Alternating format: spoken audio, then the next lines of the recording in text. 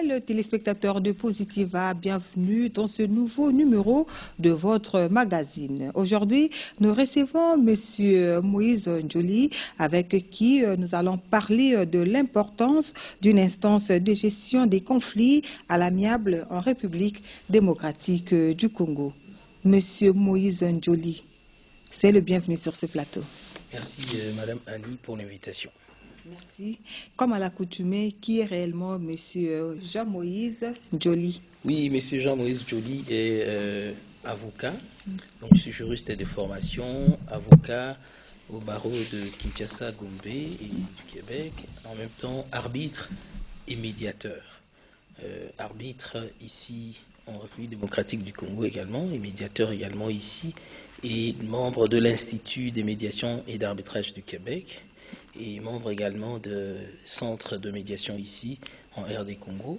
Mais aujourd'hui, je suis sur ce plateau en tant qu'administrateur, membre du conseil d'administration du centre d'arbitrage et de règlement amiable des différends, en sigle CERAD, dont je viens aujourd'hui vous entretenir et répondre à votre invitation. Merci d'abord de pouvoir répondre à notre invitation. Quelle est l'importance d'un centre d'arbitrage et de règlement amiable des différends en République démocratique du Congo? Merci pour la question. Donc, en partant de l'importance d'un centre d'arbitrage, de manière générale, l'idée générale dans un centre d'arbitrage, son importance, c'est d'abord de permettre aux personnes qui rencontrent un litige, qui ont un différend ou un conflit, de trouver une solution sans forcément passer par un procès. Comme vous savez, un procès, ça peut toujours se révéler parfois long, coûteux et parfois même difficile à vivre. Donc voilà un peu ce que je peux vous dire en termes d'importance d'un centre de règlement d'arbitrage et de règlement amiable des différends. Voilà.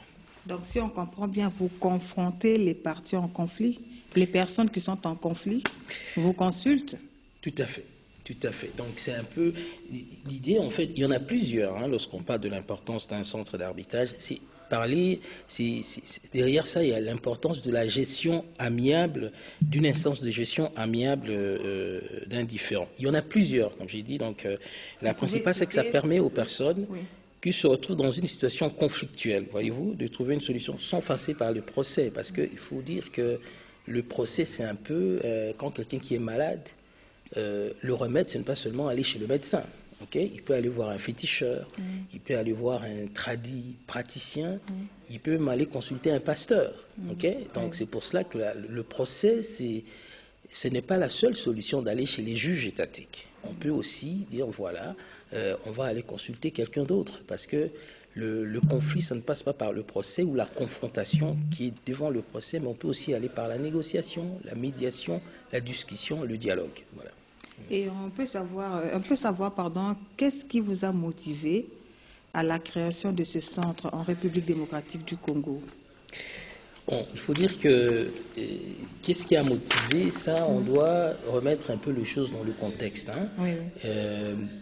Pour dire que la médiation ou le centre, un centre de règlement amiable des différends, ce qui a motivé en cette période au niveau de la RD Congo, un centre de règlement, ça participe également à quelque part à l'édification et à la consolidation de l'état des droits qui est prôné par le chef de l'État à travers cette offre plurielle. Quand je vais parler de l'offre plurielle de la justice, c'est que ça contribue un peu surtout à la recherche d'une justice qui implique la participation des parties elles-mêmes.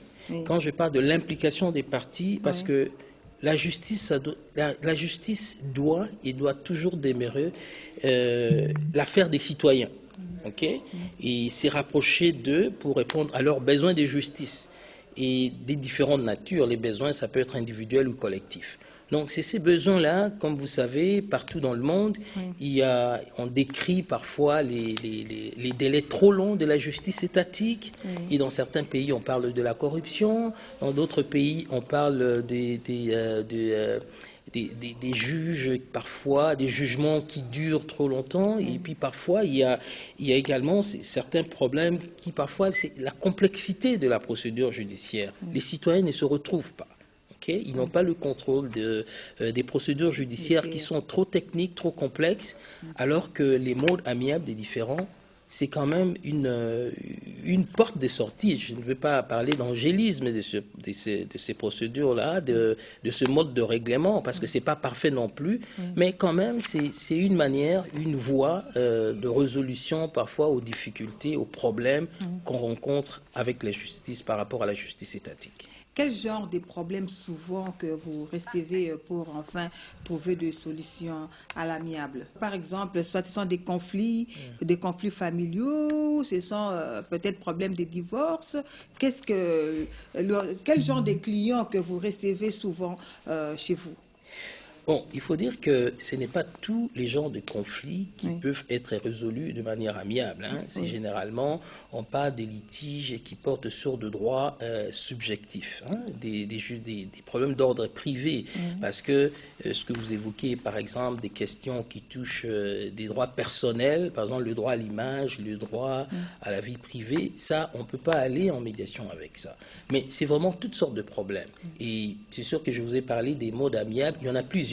Il y a la médiation, il y a l'arbitrage, il y a la conciliation, mais pour ne parler que de la médiation, généralement, ça couvre toutes les sphères de la société. On peut, par exemple, mettre en place la médiation au niveau scolaire.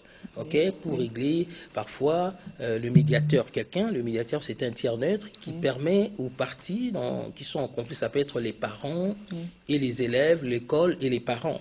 Ça peut aussi être en milieu d'entreprise, la médiation au sein de l'entreprise entre l'employeur et les employés au sein de l'entreprise. Ça peut aussi être au niveau des litiges sur le plan personnel, quelqu'un qui se sent...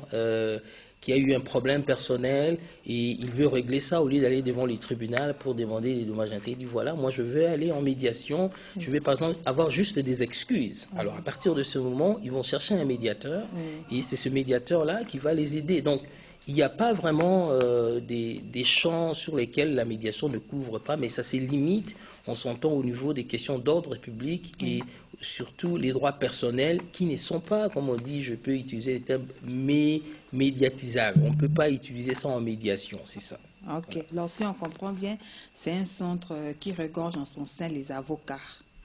Bon, là aussi, il y a une clarification. Parce que la population doit bien comprendre. Oui. Ça, ce sont des thématiques un peu intellectuelles, pourrais-je dire. Donc, quand on parle, et la population qui nous suit doit comprendre qu'est-ce que nous sommes en train de dire. Oui, écoutez, un médiateur n'est pas nécessairement... un avocat. Un avocat. Il ne doit pas nécessairement être juriste. Donc, un médiateur, ça peut être un philosophe, un psychologue, même un journaliste. Un criminologue. Un criminologue. Donc, on n'est pas vraiment dans le domaine du droit parce que les médiateurs, ce n'est pas lui qui trouve une solution. C'est-à-dire, lui, il aide les parties à élaborer une solution et au niveau de la médiation, ce qui arrive dans la médiation, il n'y a pas comme au niveau de la justice étatique, un gagnant et un perdant. Souvent, on arrive à une solution gagnant-gagnant. C'est les parties. Lui, il aide juste les parties, les accompagne, il les aide à élaborer une solution. C'est vraiment les parties eux-mêmes. D'abord, ils choisissent les médiateurs. C'est ça l'avantage au niveau de la médiation. Parce qu'au niveau de la justice étatique, c'est les juges qui tranchent. Ils désignent toujours un gagnant et puis quelqu'un qui a tort et l'autre qui a raison. Mais dans la médiation, non. Dans la médiation, la tierce personne qui est là, qui agit en qualité de médiateur, lui, c'est pas lui qui décide, ce sont les parties.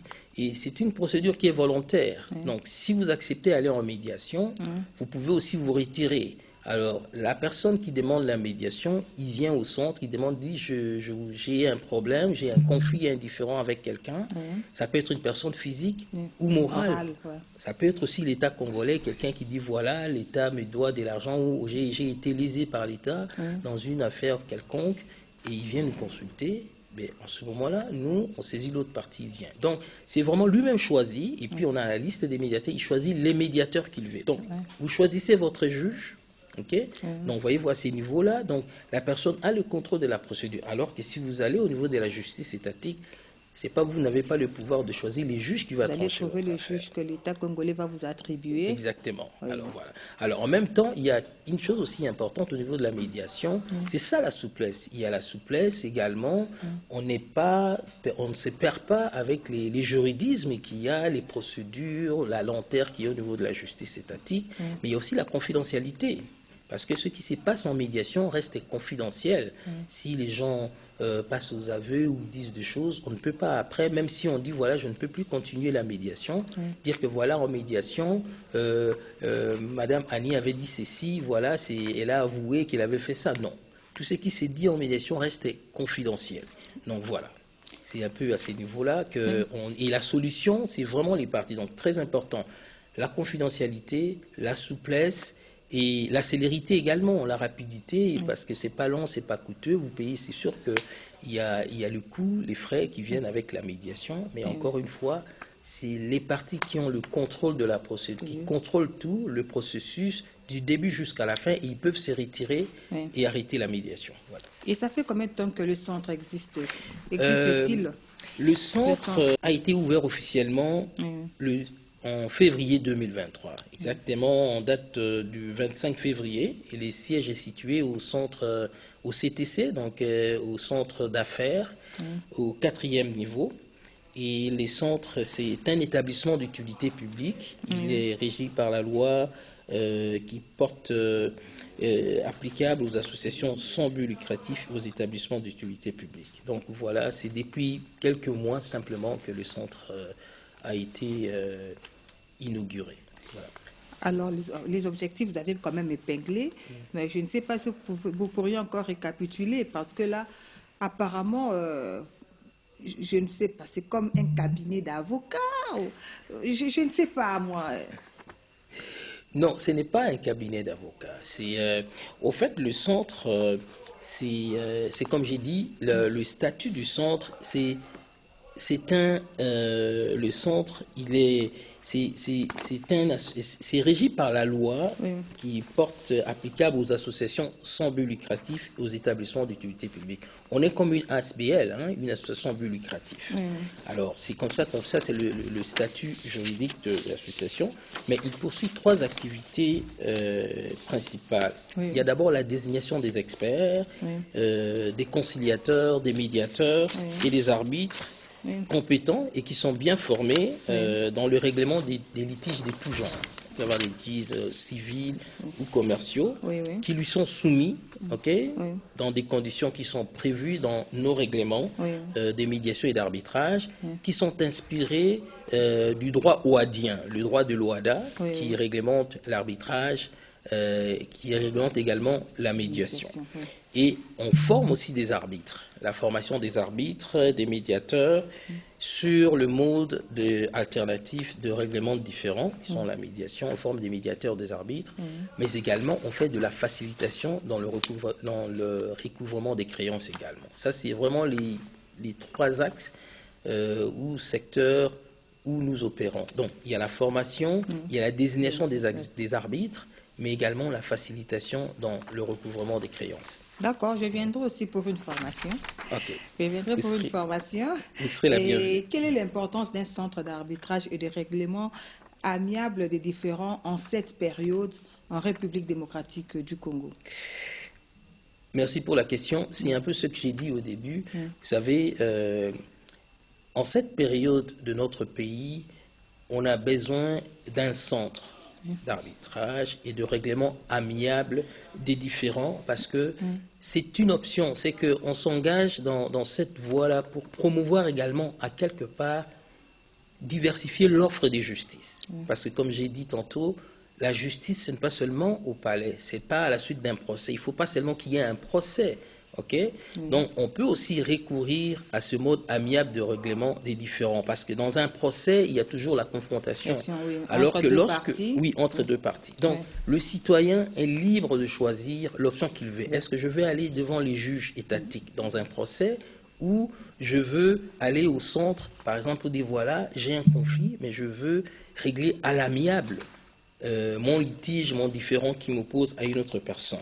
Parce que il faut comprendre que le conflit aussi, nous devons démystifier le conflit. le conflit est naturel et ça fait partie de notre quotidien.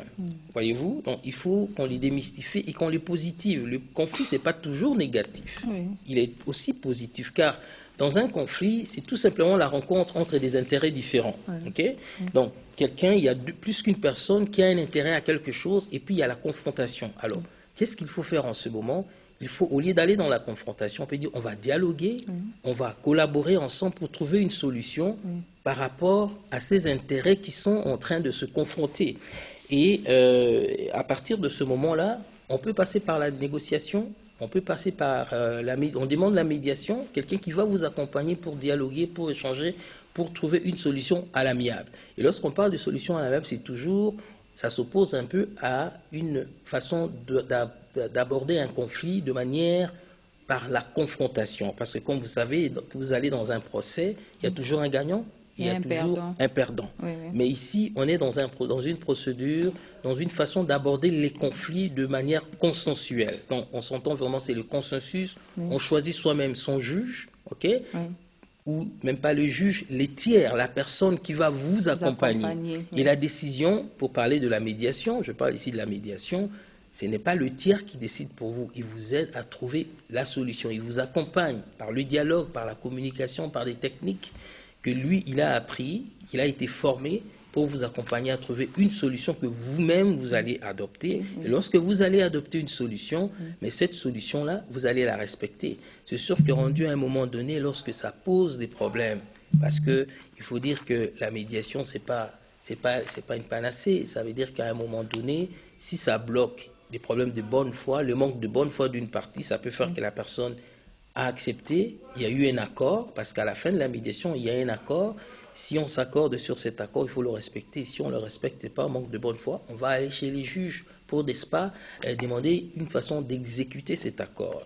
Alors, à partir de ce moment, il y a toujours le juge qui intervient. Donc, ce n'est pas la justice étatique contre la justice privée, c'est vraiment un complément, ça se complète pour trouver, pour aider le citoyen à choisir le modèle de justice qu'il veut. Voilà. Oui. Et alors, qu'est-ce qu'on entend par mode de règlement aimable des différends?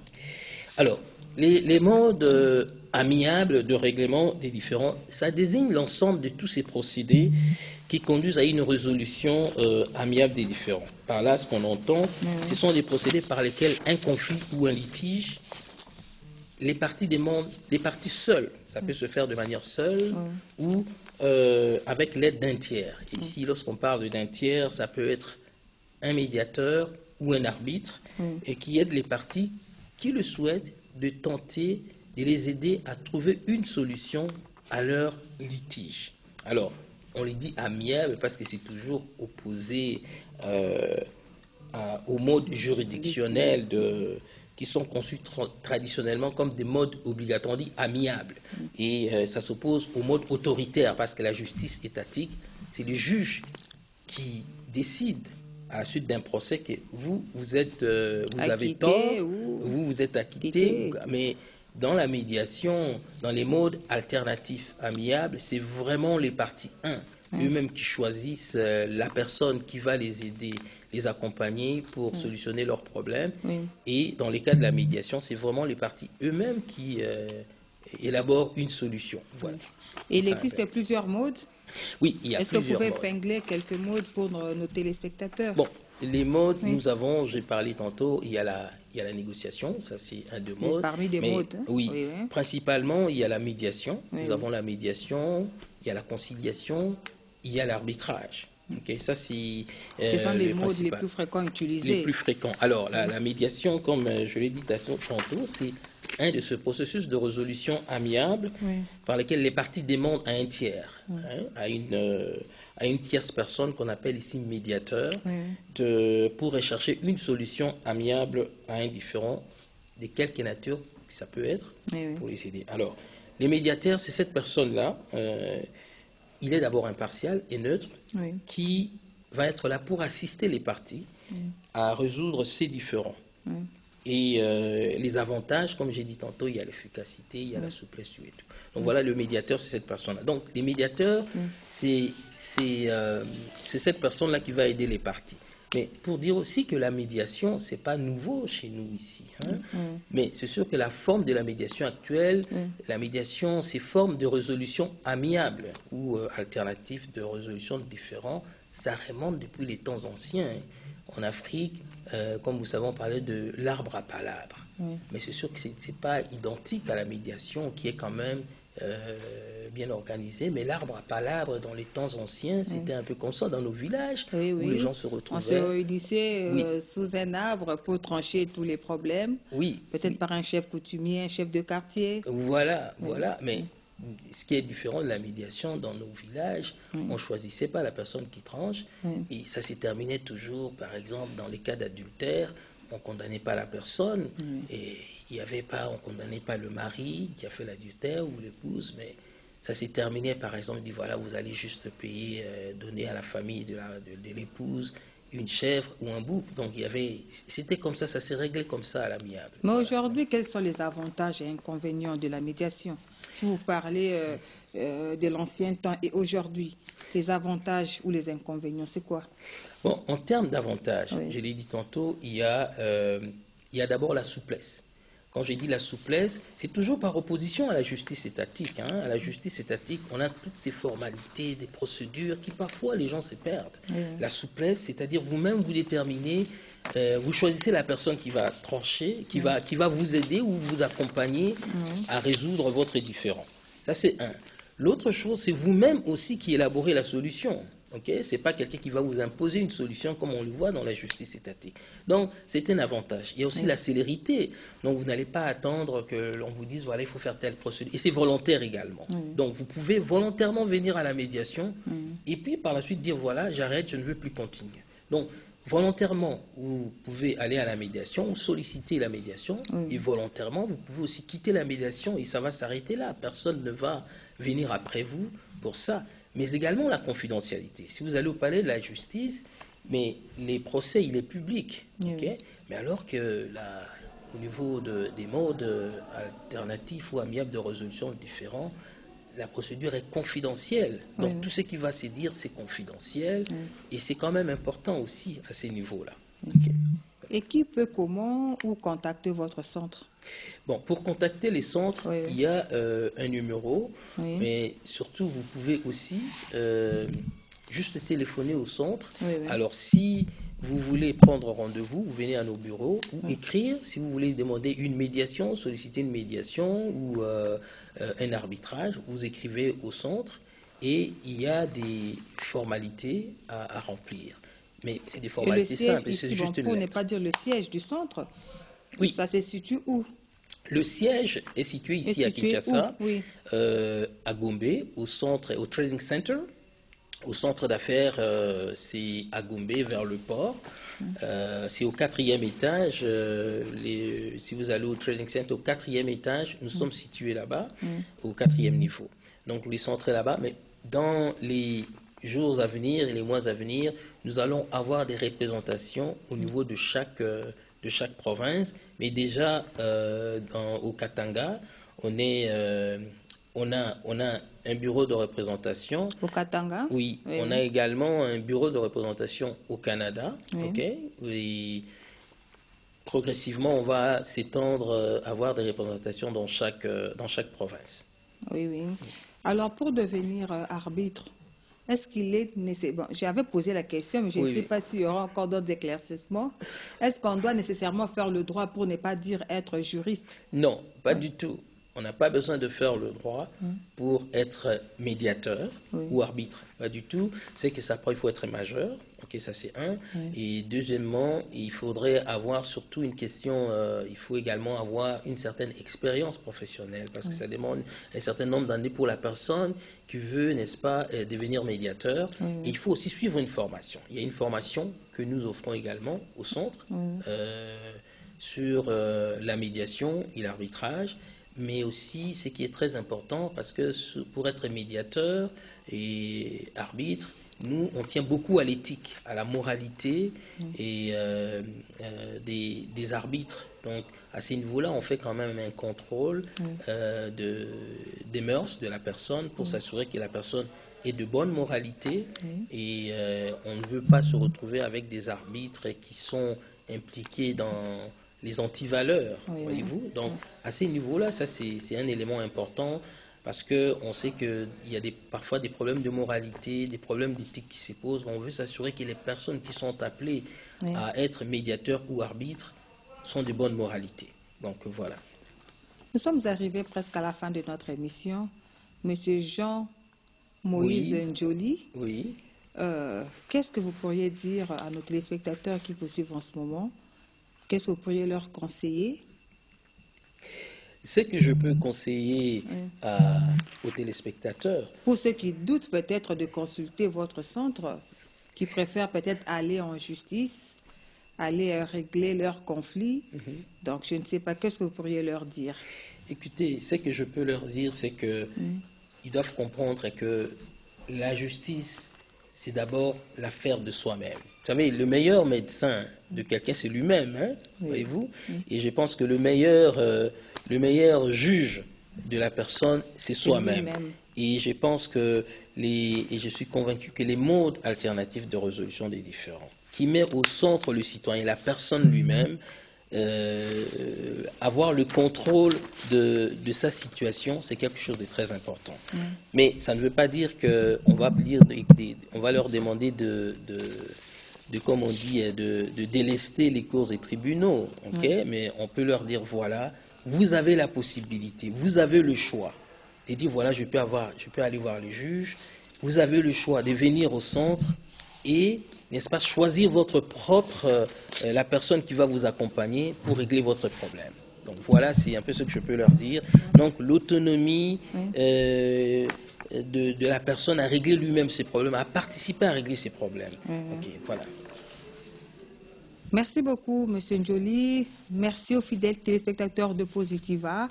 Je rappelle que nous avions reçu sur ce plateau Monsieur Jean-Moïse Njoli, avec qui nous avions parlé du Centre d'arbitrage et de règlement amiable des différends, CERAD en sigle.